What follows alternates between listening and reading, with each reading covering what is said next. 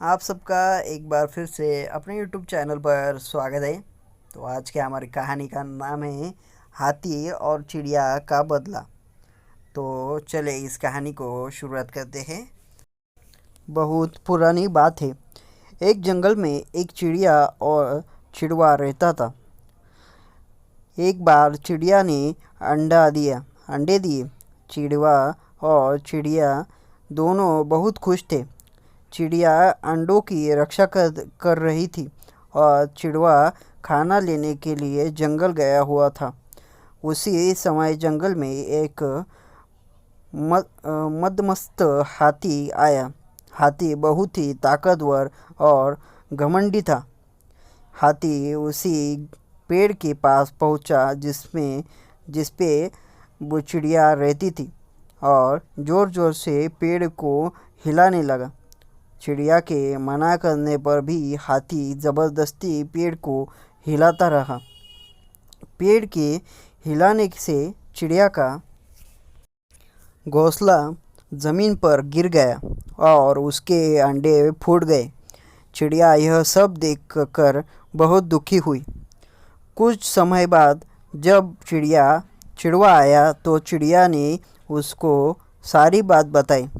चिड़वा और चिड़िया ने मिलकर हाथी से बदला लेने की ठानी। चिड़ा और चिड़िया दोनों मिलकर अपने मित्र कठफोड़वा के पास गए और उससे सहायता मांगी। कठफोड़वा जानता था कि वह अकेला हाथी का कुछ नहीं बिगाड़ सकता। वो इसलिए कठफोड़वा चिड़वा और चिड़िया को लेकर मक्खी के पास गया और तीनों ने मिलकर उसे सारी बात बताई।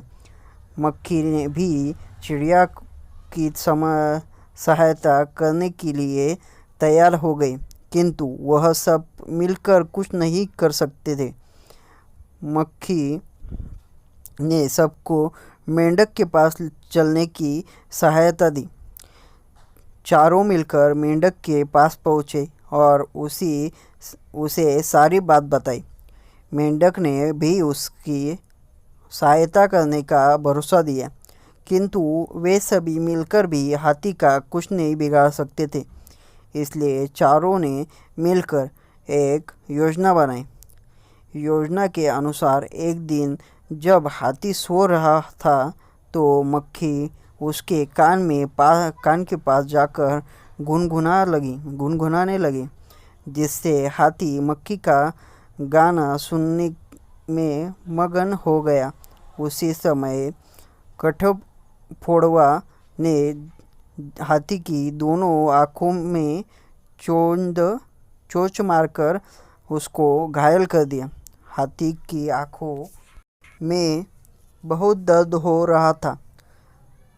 हाथी किसी भी तरह नदी या तालाब के पानी में जाकर आंखें धोना चाहता था, जिससे उसको कुछ राहत मिले।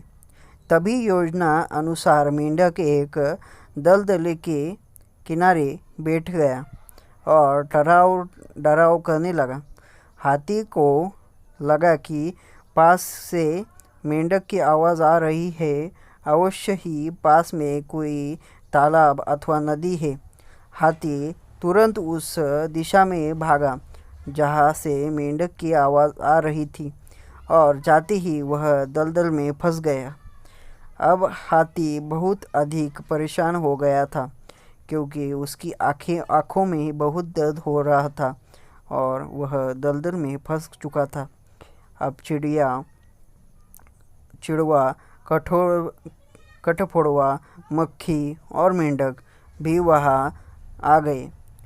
उन सभी को देखकर हाथी ने उनसे सहायता मांगी। हाथी की बात सुनकर वे सभी एक साथ बोले, हाथी, यह तुम्हारी कर्मों के फल है जो तुम भुगत रहे हो। अगर तुमने दूसरों को परेशान नहीं किया होता तो आज तुम्हारी यह हालत नहीं होती। हाथी को पूरी बात समझ में आ गई कि उसके घमंड के कारण बहुत से जीवों को नुकसान हुआ है। हाथी ने अपनी गलती के लिए चिड़िया से क्षमा मांगी। चिड़िया को हाथी पर दया आ गई और उसने हाथी को माफ़ कर दिया। चिड़िया जंगल के दूसरे जानवरों को बुलाकर ले आई और हाथी को दलदल से निकाल लिया। कुछ दिनों में हाथी की आंखें ठीक हो गई और उसने सभी जानवरों से माफ़ी मांगी। सभी जानवरों ने हाथी को माफ़ कर दिया और जंगल में सभी सुखपूर्वक जंगल में रहने लगे। इस कहानी से हमें क्या सीख मिलती कि कभी भी किसी जीव को अकारण परेशान नहीं करना चाहिए। बिना कारण किसी भी जीव को परेशान नहीं करना चाहिए। यह सिर्फ प्राणियों के बारे में नहीं, हम लोगों के बारे में भी है। हम हमारे जो आसपास में है किसी को भी ऐसे ही परेशान नहीं करना चाहिए। यह इस कहानी से हमें सिखाया जाता है। यह कहानी आप सबको पसंद आई हो तो लाइक करें और आपके दोस्तों के साथ यह कहानी शेयर करें और मुझे सपोर्ट करें। और ऐसे ही अच्छे अच्छे कहानियाँ सुनने के लिए अपने चैनल को सब्सक्राइब करें। मैं ऐसे ही अच्छी कहानियाँ इस चैनल पर लाते ही रहूँगा और आपका सपोर्ट ऐसे ही बना रहा तो मैं और अच्छी कहानियाँ ढूंढ कर लाते ही रहूँगा।